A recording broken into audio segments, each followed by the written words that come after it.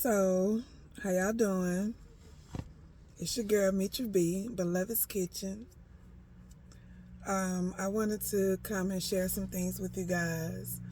Um, First and foremost, I have decided to walk away from Beloved's Kitchen Witch at 800 Forest Street. It's not the end of Beloved's Kitchen, but it's definitely the end of Beloved's Kitchen Witch at 800 Forest Street. I've decided to walk away because the people that I partner with, they don't value my business, my time, my energy, and they really just was out to make money. And as I think about it, when I tell this story, you're gonna hear some correlations with relationship. I can definitely say I have some things that kind of match each other, where I've been in relationships and people didn't value the relationship or what I brought to the relationship, so I found myself having to leave. As some of you know, I've struggled with some of my physical limitations when it comes to this business. So this isn't about a blame game. I'm just coming to terms with my truths concerning this place and this part of my life. It's not good on my body. It's been weighing on me heavily. And it's not the easiest thing to walk away from because it's definitely a passion of mine. But again, it isn't the end. It's just the end of this cycle, this chapter.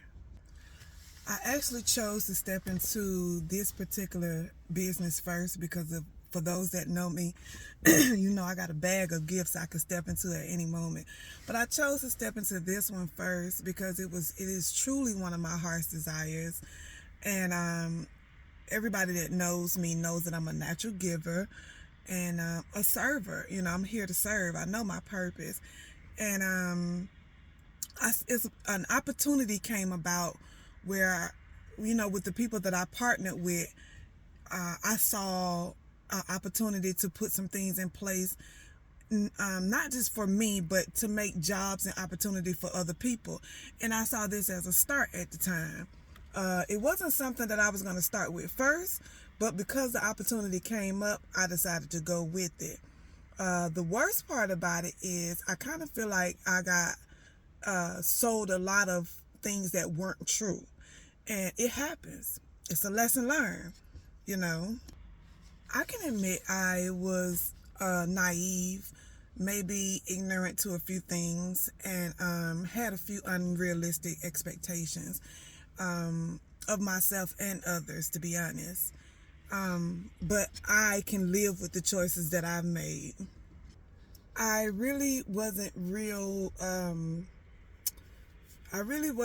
knowledgeable of virtual branding, and the way this was presented to me, the virtual branding wasn't as highlighted as it should have been.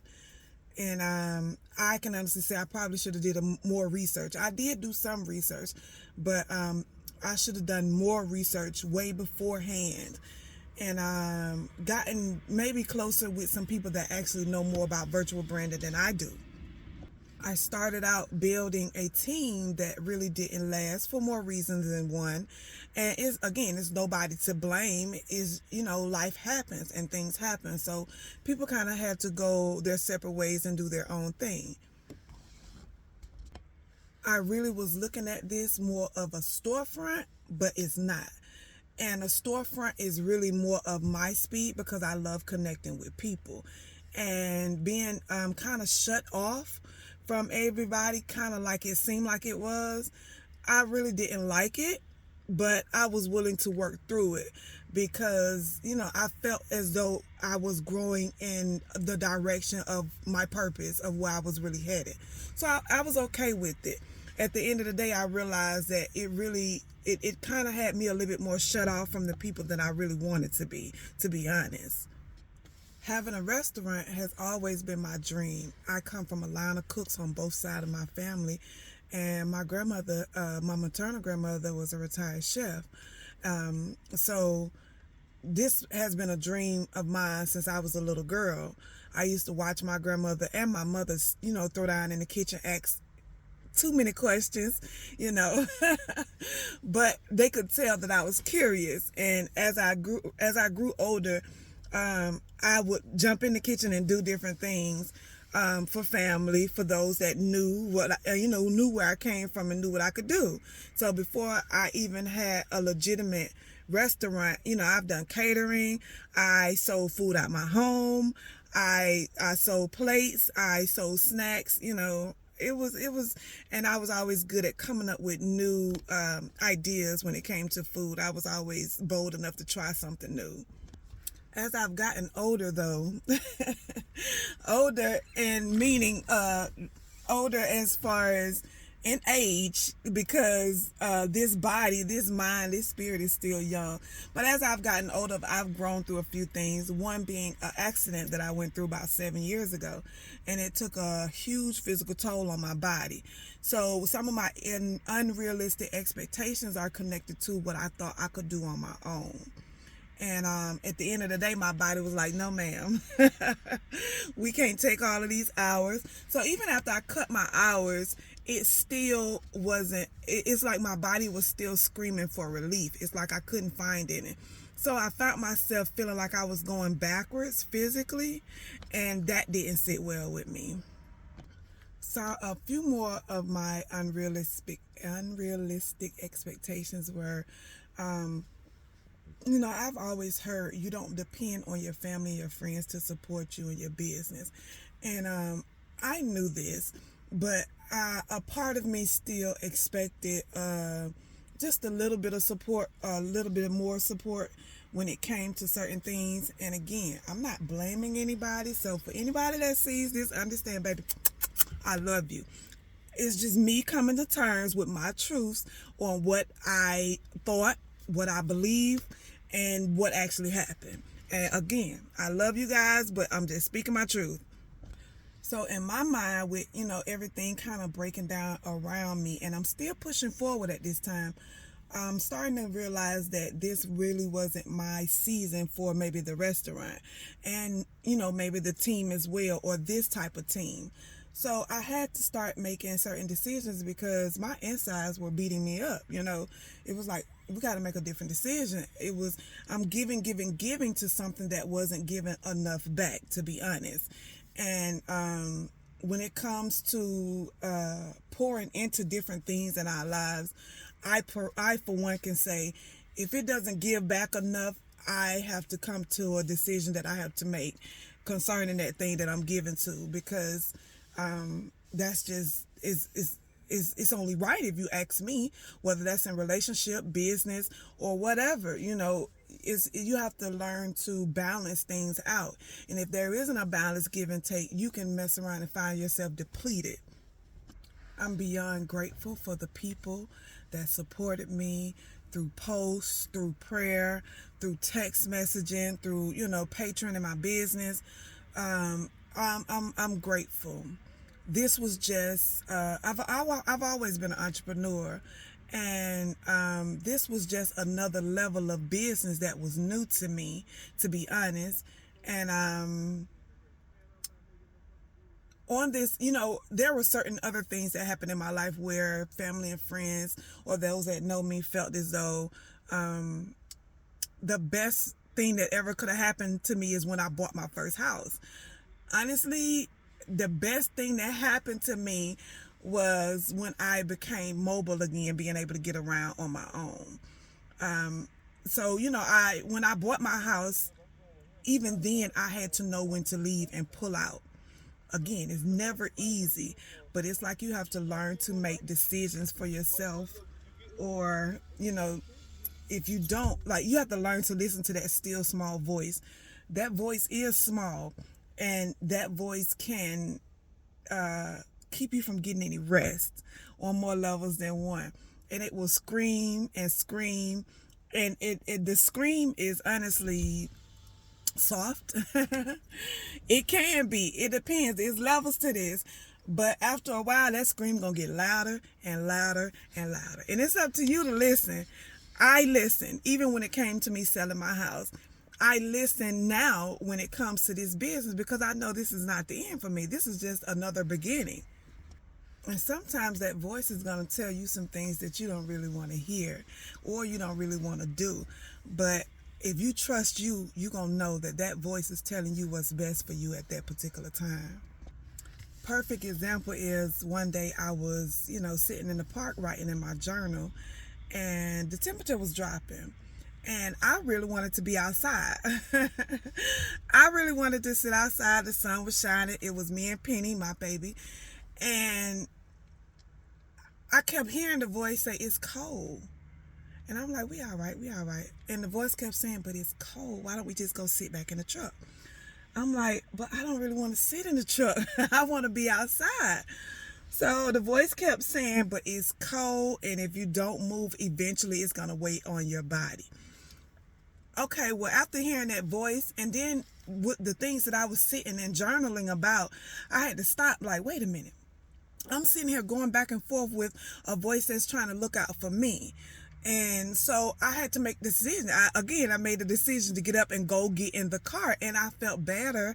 I felt better immediately after, even though I really wanted to be outside. But I had to pay attention to how being where I was going to affect me and my body in the long run. This also reminded me of some lessons that I've lived before when it comes to dealing with even people. Sometimes that voice will be telling you to do one thing and you really don't want to do it, but we're not always able to see. If you pay attention to your intuition gonna lead you. That's your inner guidance system, your GPS.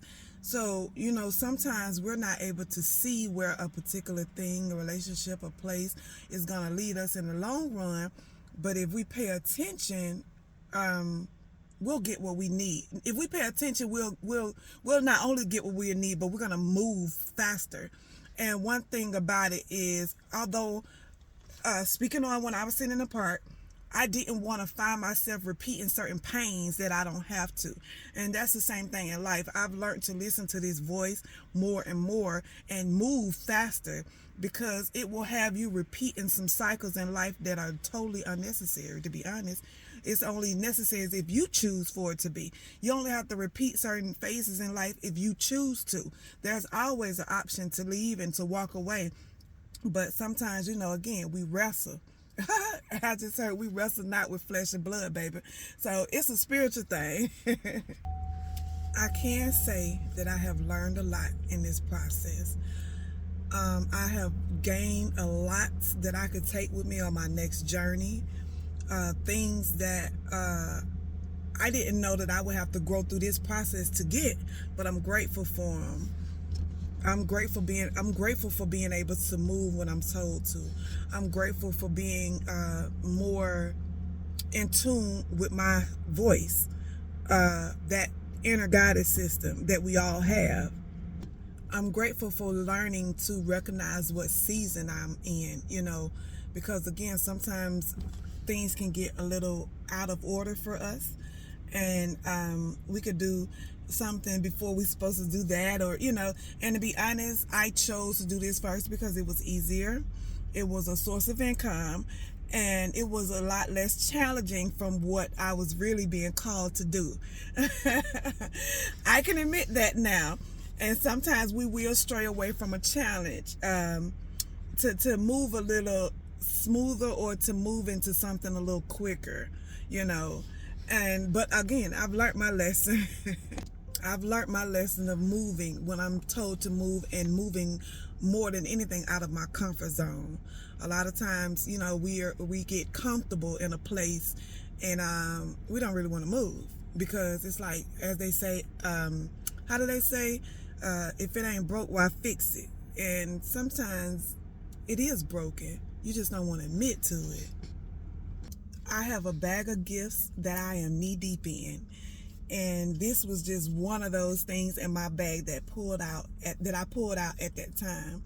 I look forward to stepping into something new. Actually, it's not really new, but I look forward to stepping out of my comfort zone, to be honest.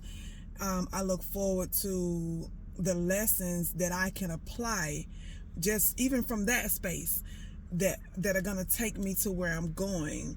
A lot of times